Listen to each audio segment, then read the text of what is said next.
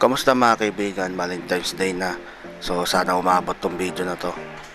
Dito sa video ko na to, mabilis lang to kasi meron lang ako sasabihin importante tungkol sa Valentine's Day. Itong Valentine's Day is dating between two person who has a relationship. Hindi yung hino-hotel nyo kaagad ano yan. Binabastos yung kahalagahan ng Valentine's Day.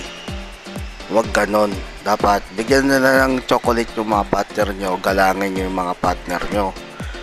Okay boys. Sa mga single naman dyan, may papayo ko lang.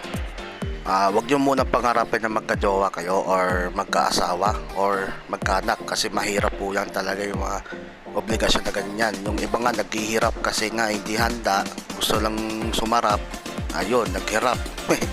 So ang payo ko sa mga single na katulad ko is mag-ipon muna kayo ng pera, importante yon. Tapos mag-invest kayo sa mga bangko or sa mga networking na yan para lumago yung pera nyo mag-isa. Then pwede na kayong mag-asawa. Okay? Happy Valentine's sa inyo.